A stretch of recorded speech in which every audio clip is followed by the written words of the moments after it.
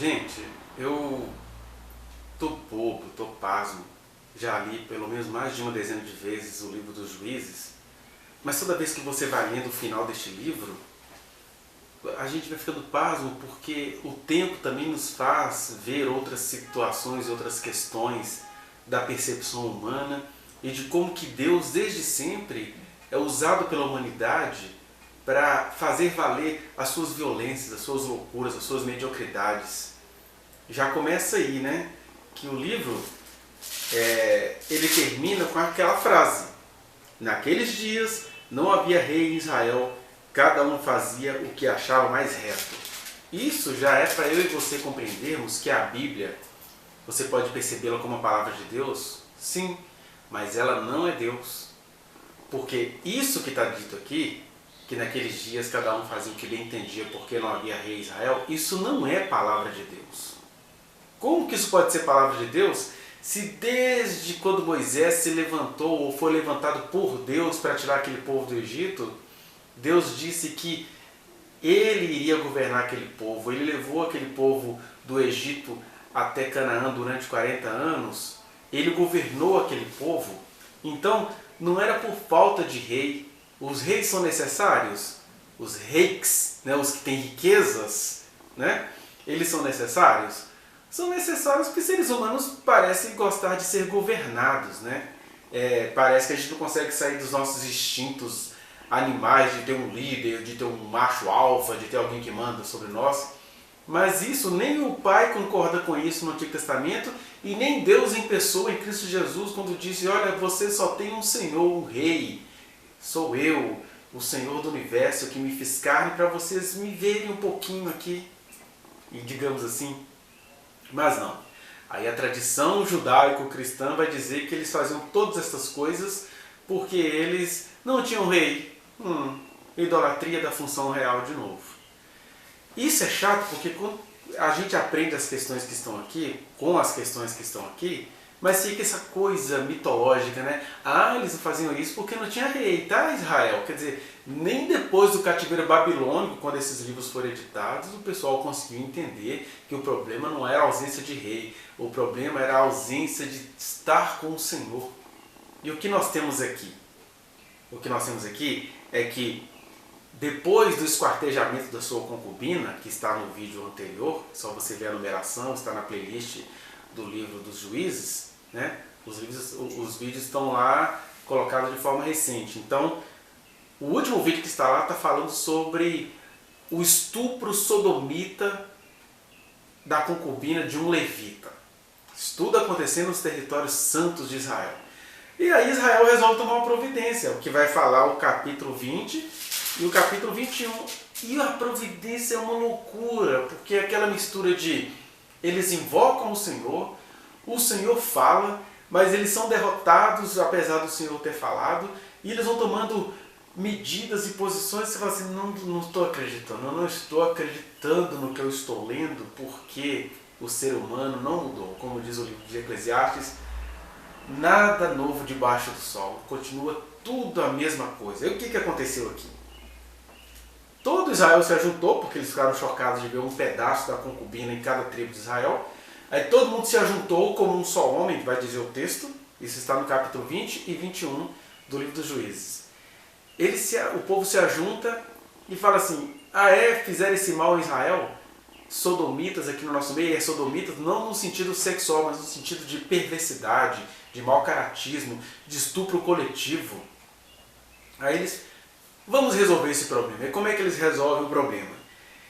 O texto bíblico vai dizer que à época eram 400 mil homens de todas as tribos de Israel, exceto Benjamim.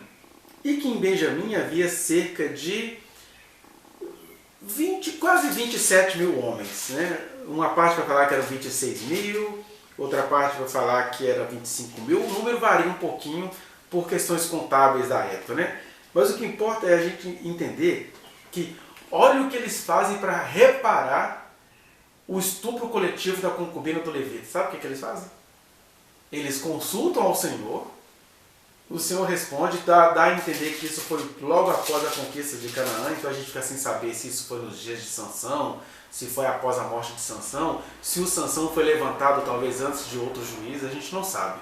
O que a gente sabe é que o sacerdote Finéias estava vivo, porque no capítulo 20, versículo 28, vai dizer: Finéias, filho de Eleazar, filho de Arão, ministrava perante ela naqueles dias, que é a casa do Senhor, né? Dizendo: tornaremos a sair ainda a pelejar contra os filhos de Benjamim, nosso irmão? Ou desistiremos? Respondeu o Senhor: subi, que amanhã eu os entregarei nas vossas mãos. Que aí já era a parte final dessa providência. Mas o que eu queria chamar a sua atenção aqui é que para resolver um caso grave, terrível, um absurdo, uma parrésia grega, aquele absurdo que você não tem nem, é incomensurável, eles fazem um outro absurdo.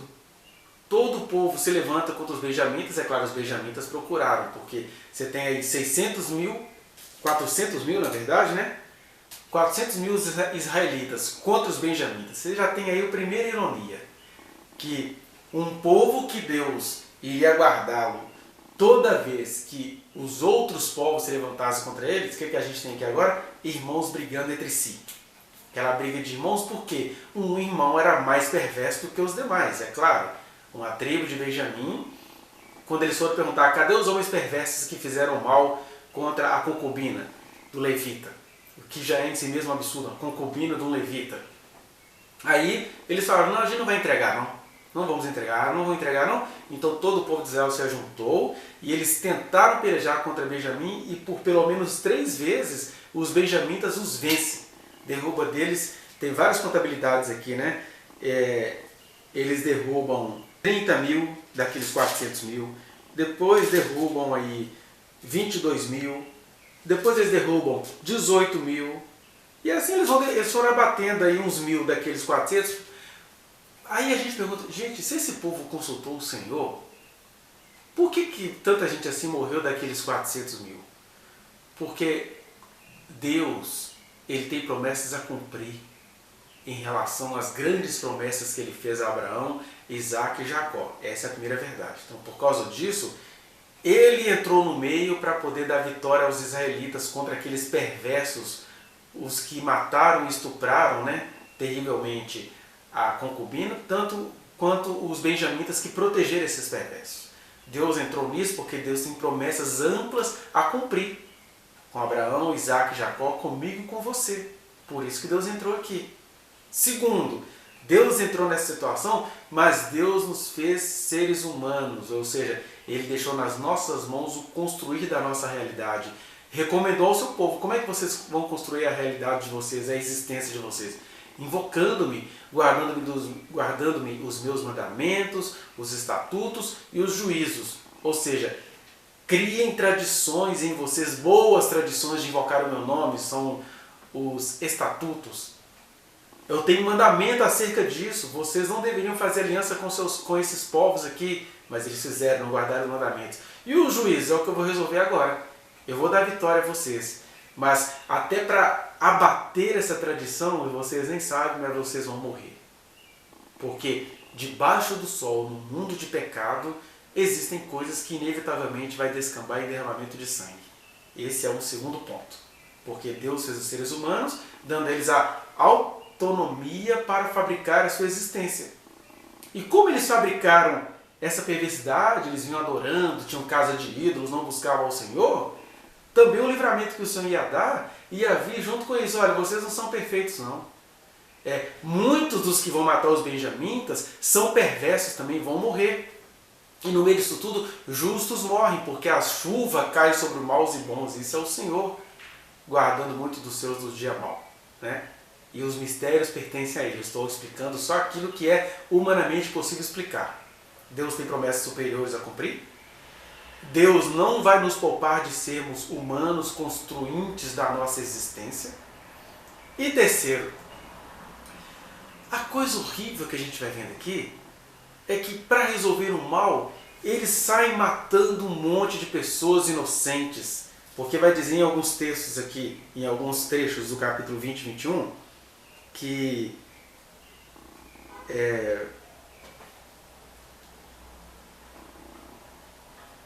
eles vão buscando a Deus várias vezes, né? E chega no lugar que ele vai dizer assim, ó: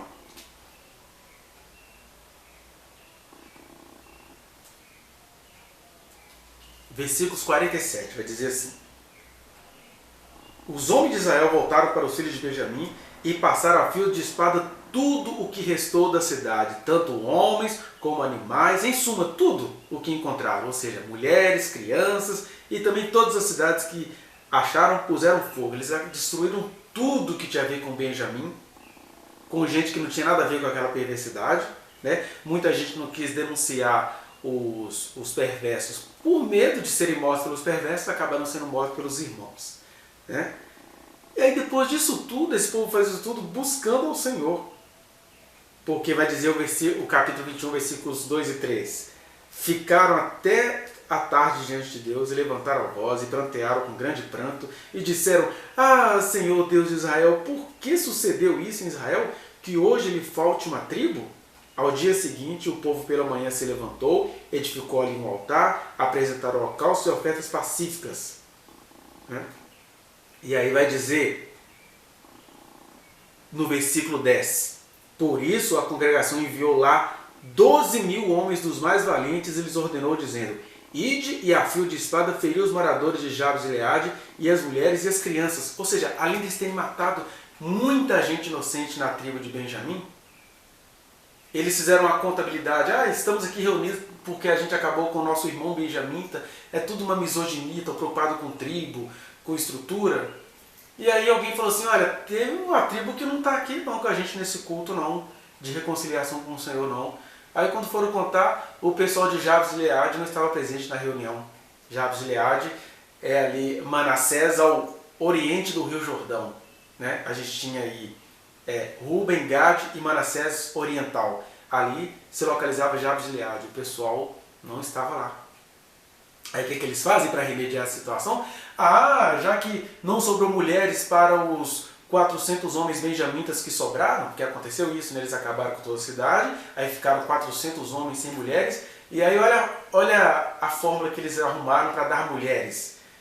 Parecido também com o que aconteceu com a filha de Ló depois do incêndio de Sodoma e Gomorra. Ah, não tem ninguém, vamos transar com o papai. Aqui, nós juramos que não vamos dar nossas filhas para esses homens, mas vamos dar um jeito de buscar mulheres para eles. Aí o pessoal de Gileade não estava lá na reunião. E aí o que eles fizeram?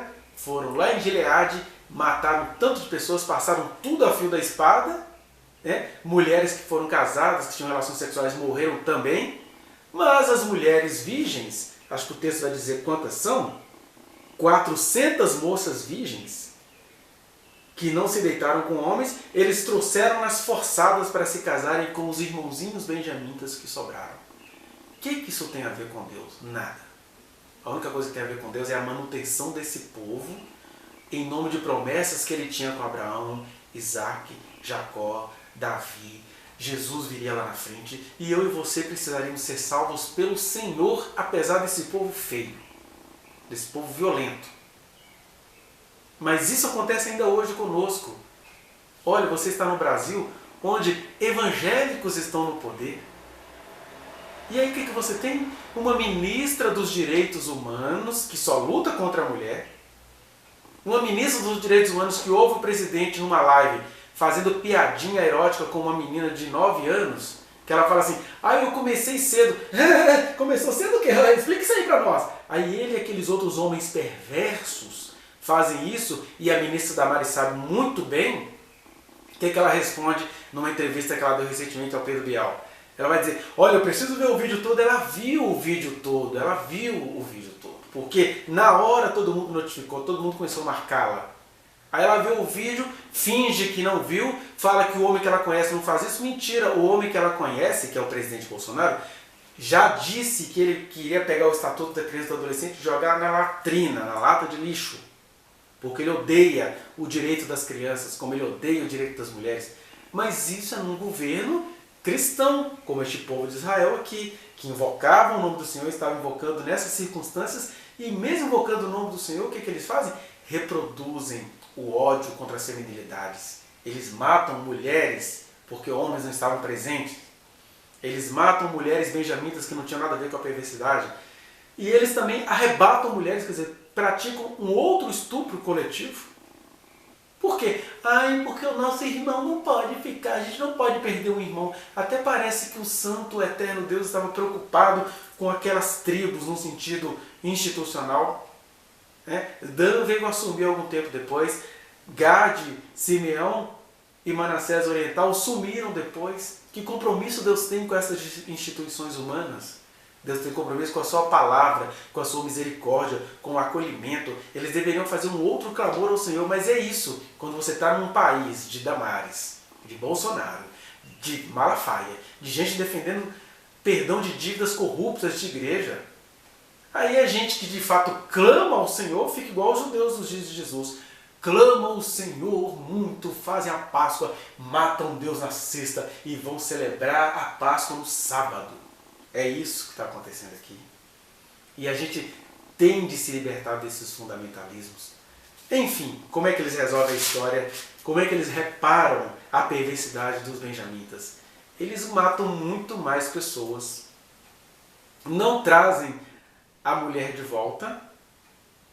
E fazem isso tudo buscando ao Senhor, que eles não buscavam até então. Mas por que eles buscaram ao Senhor? Em nome dos seus tradicionalismos, em nome de afirmar um povo. E é assim que a gente vai ficando. E aí eles conseguem as mulheres lá para os benjamitas que sobrou.